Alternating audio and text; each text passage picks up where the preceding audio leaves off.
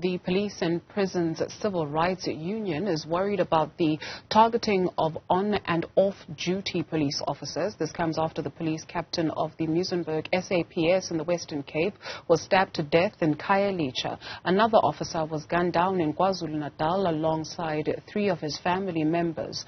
The police minister has since visited the grieving family. Joining us now is Richard Mamabolo. He speaks for Popcru, the policing union. Thank you very much for availing yourself this afternoon. What is your understanding of what is happening where these police killings are concerned? Are these targeted or random acts?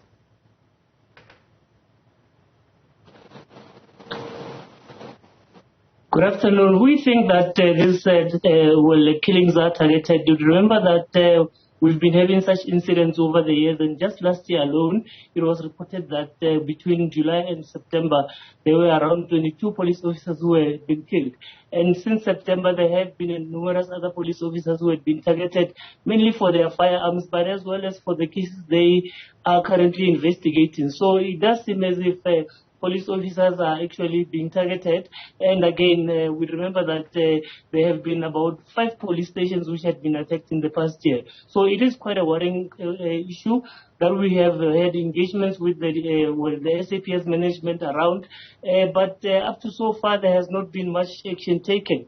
And we think that this is concerning because you would remember that our staff complement of the SAPS has been on a decline, and of course the crime rate in the country has been on the rise, as we have seen through various quarterly crime statistics. So it is a matter which is quite urgent for us. We think that it should be considered prisoners, and of course we are currently in engagements with the SAPS to look into ways of which we can actually work together in ensuring that we keep this trend. What we have proposed as a union is that we should have policing in Indaba, which we plan to have before April, where we will obviously have all stakeholders coming together within the criminal justice cluster in its entirety to look into the underlying factors behind police killings, but as well as to ensure that there is synergy between the Department of Correctional Services, the SAPS, and the judiciary in ensuring that all the cases that are outstanding are fast-tracked. To date, we're still waiting to hear what happened to anti-gang unit leader Charles Kinner and, well, the circumstances that led to his death. And so what is it that some of your members are telling you in terms of morale? Look, the morale is quite low. You would imagine that, there are many other factors as well, underlying factors that we have been speaking about. For example, the underlying, the uneven allocation of resources within the SAPS. You find that most of our police stations, especially within townships and rural areas, are under-resourced, whereas those within affluent areas are well-resourced. And of course, with the declining staff complement, it has become quite a huge challenge for our members to be everywhere at the same time.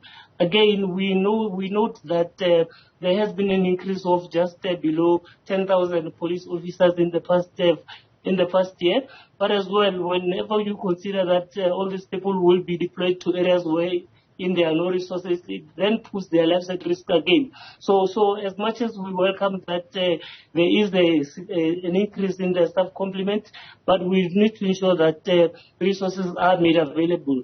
The SAPS budget has been cut on numerous times, and in fact, this year alone, according to what was announced 2 years ago by the Minister of Finance, it seems as if they'll be cutting it again by 15.8 billion rands. And that goes against what the President, Cyril Ramaphosa, committed when he said in his State of the Nation address that we need to have violent crimes by half within the next decade. So these are some of the engagements that we are having with the SAPS, and we hope that the Treasury really reverses some of these decisions, because at the end of the day, they've got a negative impact on ensuring that police are resourced. And of course, one of the other issues that we think is quite important is that we need to build good working relations with communities, because at the end of the day, crime happens within and amongst members of communities, and of course, these are the people who should definitely prioritize working with police to ensure that their communities are kept safe. Yeah.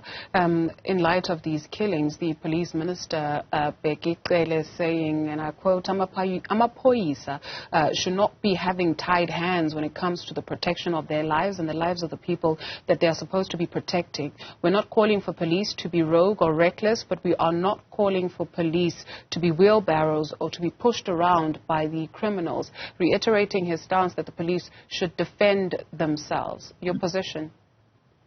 Look, we agree that our officers cannot die with their firearms. Of course, that is something that we definitely look into. But again, as much as the minister might say such utterances, they also need to ensure that these police officers are resourced, because in most cases you find that they work in smaller groups, and that is one of the reasons why they have been under so much attack. We cannot have a management, an SAPS management, that is reactive to things. We are tired of seeing the minister and the national commissioner attending funerals and memorial services. They should obviously come to the, ensure that we look into measures which will ensure that we actually, the SAPS becomes proactive instead of being reactive. So those are some of the things that we urgently need to definitely discuss with them and ensure that we find a way forward. That is why we are currently in the process of arranging a policing endeavor that will look into all these matters.